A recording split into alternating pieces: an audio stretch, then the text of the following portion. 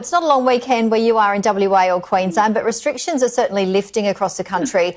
Many people now allowed to travel intrastate. It's certainly been a tough year with not only COVID-19, but the drought, the bushfires, but hopefully domestic spending will increase. What's your advice and tips for people wanting to travel?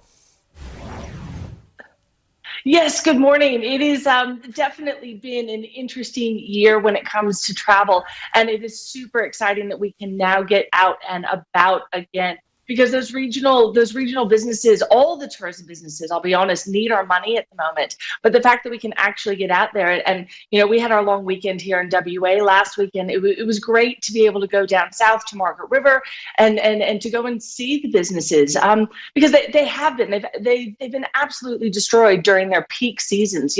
These businesses, a lot of them are seasonal. They only get one bite each year at it, and if they miss it because of bushfires or if they miss it because of other things, it's not like the whale sharks stick around just because the people couldn't come and see it. So it's an exciting time, but it's an interesting time as well. Yeah, it certainly is. The Kimberley, is that opening today or did yesterday as well? Yeah, so the Kimberley has just opened up this weekend, which has been fantastic. That was sort of the last bit of WA that we were waiting for, and that was limited by a lot of things. But it's fantastic because now is the opportunity, and all Australians love to travel. It's just a thing that we do. But what's been amazing is seeing all of the different tourism boards putting out their campaigns about holidaying in your backyard. And, during the bushfires, it was come with an empty esky. Carry that on now. Go out and take your empty eskies, see these businesses, and go and do these things. We have a campaign here in WA at the moment that's almost as if you're not West Australian if you haven't. And it's things like riding camels on the beach or swimming with the whale sharks or having the red wine by fire in Margaret River.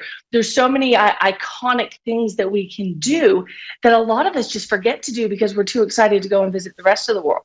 Well, that's right. It's right on our doorsteps, and we take that for granted sometimes. But obviously, in a pandemic, we can't go too far, so it's not a bad thing to actually be able to take a car ride to some of the local places. And as you mentioned, I wouldn't mind going myself to somewhere like the Blue Mountains in New South Wales and just sitting there by the fire and having a nice little drink and so forth. But let's talk about hotels and Airbnbs because we haven't been allowed to go to them for some time. What are your tips on staying safe? And do you think people are reluctant to go there? And, we've got to adhere to social distancing, the cleanliness.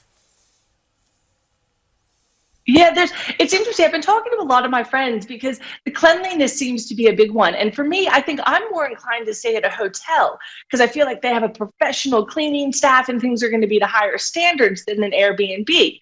But then all my friends tell me that, Airbnbs have the professional cleaners as well. It's same. I think, to be honest with you, it's just about calling ahead, doing your research, making sure that are these places actually open that you're going to go to? Are there amenities open that you're going to? Or are you going into regions that aren't quite ready for tourists yet?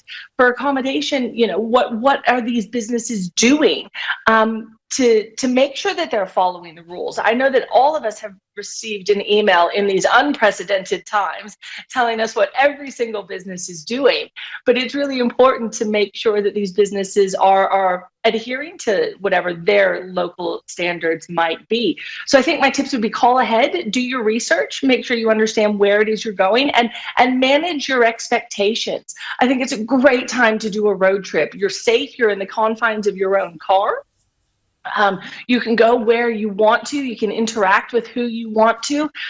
Use your head at this time, but by all means, get out there and travel.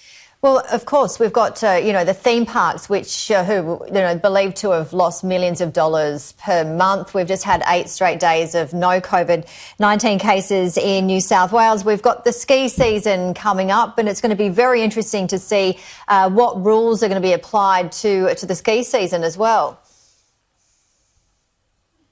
Yeah, will you be able to jump on the chairlift next to your friend or not? there are all of these attractions are opening, and I think some of the attractions, they were really lucky. The zoos were able to do virtual tours, or the Bustleton Jetty did an underwater tour, so we were able to experience some of these attractions. But now that they're open and now that we can go back, we need to be going back in droves. But wash your hands, especially when you're out in places with all these people and touching multiple surfaces. Make sure you're practicing, the social distancing. Wash your hands. Don't try not to touch your face where possible. But that doesn't mean that we can't have fun. Get out there. Get back to the zoo. Get back to the amusement parks. I did hear something. Someone said there was going to be no screaming on roller coasters because, we don't want to have all that water coming out. I don't know how we're going to stop people from screaming on roller coasters, though.